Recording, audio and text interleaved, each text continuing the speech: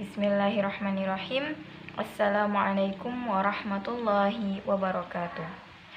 Perkenalkan, nama saya Cahya Dwi Lestari.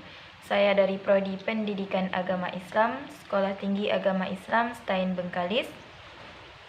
Nah, pada video kali ini saya akan menjelaskan mengenai macam-macam model evaluasi pembelajaran.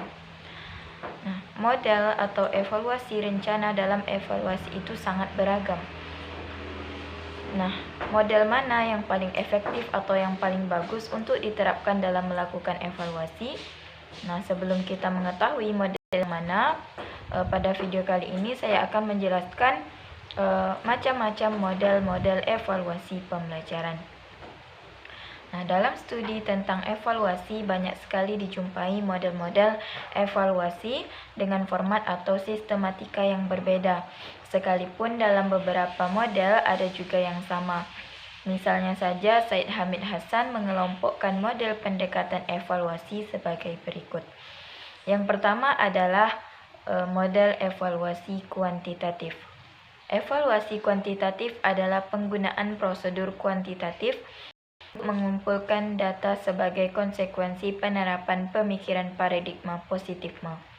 Sehingga model-model evaluasi kuantitatif yang ada menekankan peran penting metodologi kuantitatif dan penggunaan teks.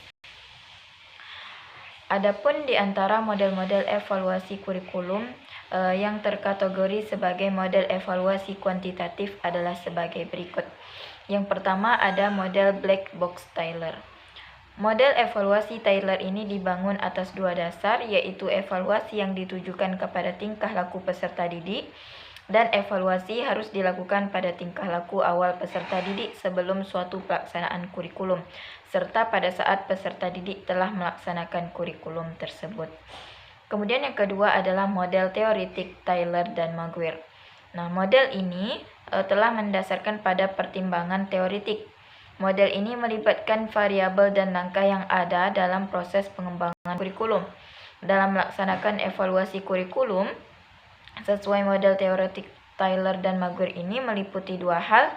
Yang pertama, mengumpulkan data objektif yang dihasilkan dari berbagai sumber mengenai komponen tujuan dan lainnya.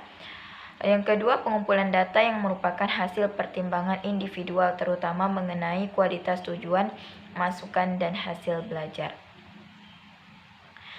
Kemudian yang ketiga adalah model pendekatan sistem Alkin.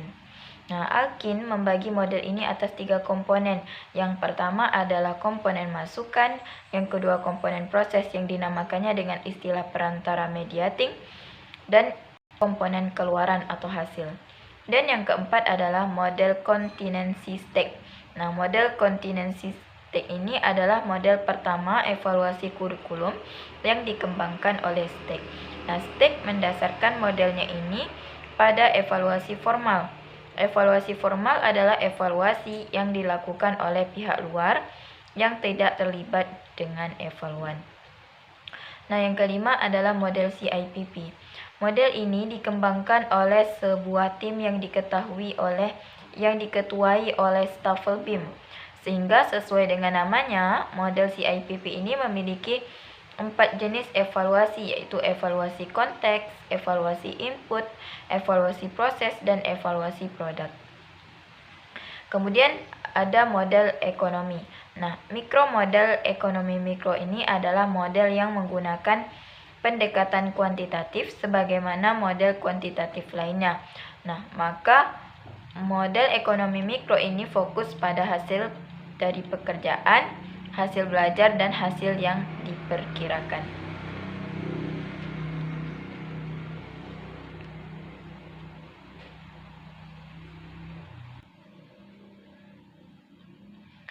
Yang kedua adalah pendekatan model evaluasi kualitatif.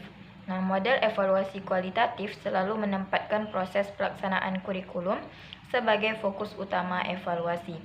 Oleh karena itulah, dimensi kegiatan dan proses lebih mendapatkan perhatian dibandingkan dimensi lain.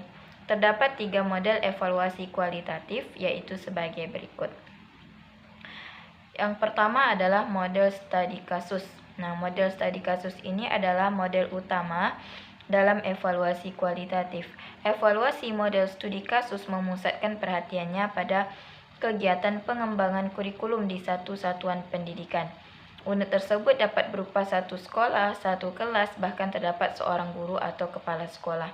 Kemudian yang kedua adalah model iluminatif. Nah, model ini mendasarkan dirinya pada paradigma antropologi sosial. Model ini juga memberikan perhatian tidak hanya pada kelas di mana suatu inovasi kurikulum dilaksanakan. Nah, kegiatan pelaksanaannya, model ini memiliki 3 langkah kegiatan antara lain observasi, inquiry lanjutan, dan usaha penjelasan. Kemudian ada model responsif. Nah, model responsif ini sangat menekankan terutama sekali pada kedudukan-kedudukan pertanyaan-pertanyaan dan masalah-masalah yang ditemui oleh perhatian para pendengar yang berbeda-beda di bawah program evaluasi. Nah, setelah mempelajari berbagai model evaluasi, model mana yang akan digunakan dalam menilai suatu program tentu sangat bergantung kepada tujuan evaluasi yang ditetapkan. Namun demikian, perlu juga dipahami bahwa keberhasilan suatu evaluasi program secara keseluruhan bukan hanya dipengaruhi oleh penggunaan yang tepat pada sebuah model evaluasi, melainkan juga dipengaruhi oleh berbagai faktor. Yang pertama, faktor tujuan program, yaitu baik tujuan umum maupun tujuan khusus. Nah, seringkali kedua tujuan program ini saling bertentangan satu sama lain. Dilihat dari kebutuhan dan komponen-komponen program lainnya. Bahkan kadang-kadang evaluator sendiri mempunyai tujuan sendiri-sendiri. Semuanya harus dipertimbangkan agar dapat keseimbangan dan keserasian. Kemudian faktor yang kedua adalah sistem sekolah. Faktor ini perlu dipertimbangkan dengan matang dan hati-hati karena melibatkan berbagai komponen yang saling berinteraksi dan berketergantungan. Kemudian yang ketiga adalah program pembinaan. Nah, banyak program pembinaan yang belum menyentuh secara langsung tentang evaluasi. Nah, ada beberapa model evaluasi yang cocok dan dapat digunakan untuk mengevaluasi semua program, baik program pemrosesan, kemudian program layanan, dan program umum.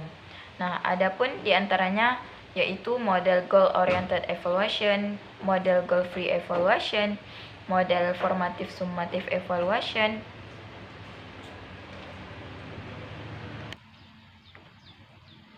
Nah, selanjutnya ada model deskripsi pertimbangan, model evaluasi CSA USLA, kemudian ada model CIPP dan model evaluasi kesenjangan. Nah, namun di antara model-model tersebut ada satu model yang dirasa sangat cocok dan efektif untuk diterapkan dalam evaluasi pembelajaran, yaitu model CIPP.